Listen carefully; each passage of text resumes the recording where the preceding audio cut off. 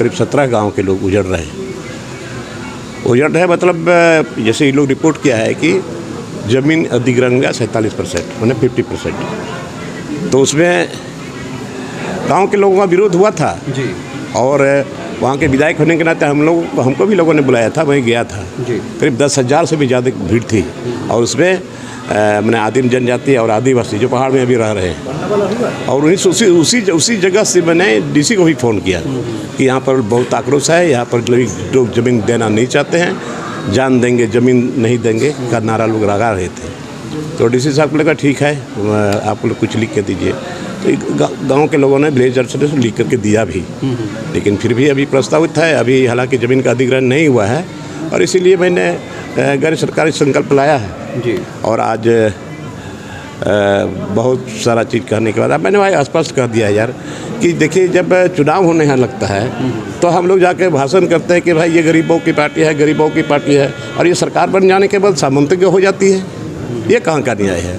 और हमारे गुरुजी शिबू सोरेन जो शुरू से जल जंगल ज़मीन की लड़ाई लड़ते रहे, और फिर हमारे लोग जो उजड़ेंगे तो कहाँ जाएंगे? आज डैम के चलते उजड़ रहे हैं, अब बड़े बड़े माइंस में हमारे लोग उजड़ रहे हैं। अभी प्रखंड अभी समाहरणालय बना, वो भी आदिवासियों की ज़मीन पर बना। थाना वगैरह भी बना है, वो भी आदिवासियों की ज़मीन पर बना है। ब्लॉक भी बना है, आदिवासियों की ज़मीन पर है।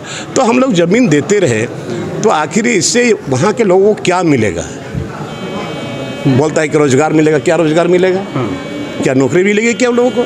इसलिए हमने स्पष्ट कहा कि मैं वापस नहीं लूँगा, बशर्ते कि आप वहाँ के प्रधान जितने हैं, प्रधान भी रहें, जिला प्रशासन भी रहे, और सरकार के साहब भी रहे, मैं भी रहूँगा।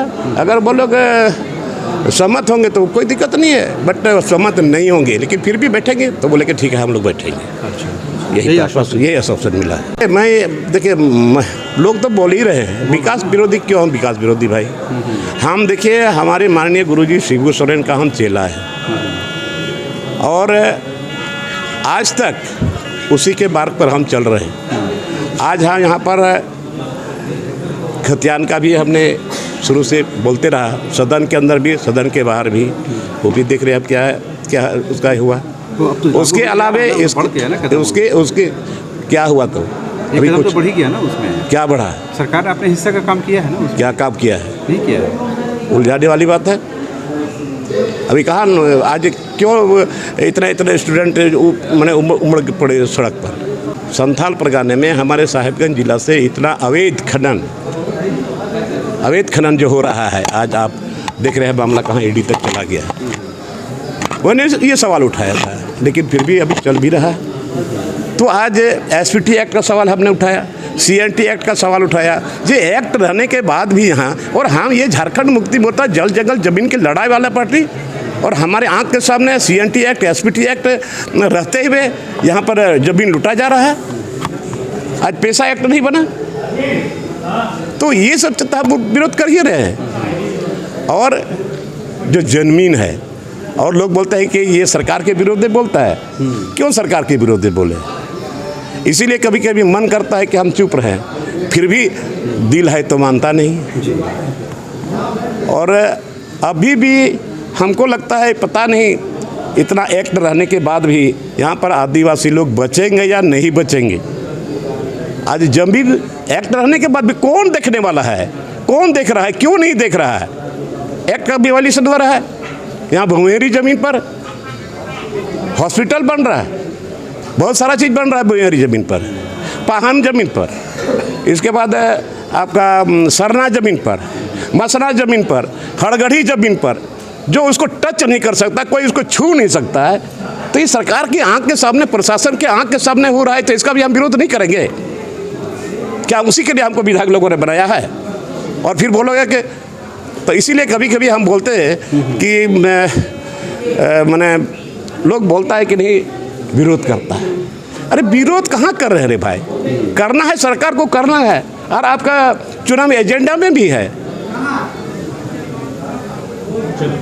हमारे नज़र में तो नहीं है। कुछ तो हुआ होगा 3 साल हो गए, कुछ तो ऐसा काम जो आपको लगा होगा। अरे भैया, जो होना था जो लोगों का आसरा था, भरोसा था, विश्वास था, जो उम्मीदें थी, कहाँ हो रहा है वैसे? कैसे ना 1932 में आगे बढ़े हैं, कहाँ बढ़े हैं? कहाँ बढ़ा रहे हैं आप लोग? 1932 को कहाँ बढ़ा है? 1932 का कहते हैं अभी लटक गया ना, कहाँ हुआ? राजभवन में भी लोग गए ना आग्रह करने। अरे भाई आग्रह किया है कि आप इसको बढ़ाइए, 9 शेड्यूल में भेजिए। तो 9 शेड्यूल में भेजेंगे तो क्या इतना जल्दी हो जाएगा क्या? और 9 शेड्यूल में भेजने का मतलब है, मतलब इस पर कोर्ट हस्तक्षेप नहीं करेगा, ऐसा तो नहीं है। 9 शेड्यूल में भेजेंगे तो ये कोर्ट तो हस्तक्षेप करने का तो करेंगे ही। तो 9वीं अनुसूची में भेजने का विरोधी है आप, नहीं जाना चाहिए सरकार अपने। क्यों जाना चाहिए? यही सारा चीज़ कर देते हैं, अच्छा हो जाता है कैबिनेट, सारा चीज़ हो जाता है और बाद में जो होता देखा जाता, तो फिर तो ये लटकाने वाली बात है।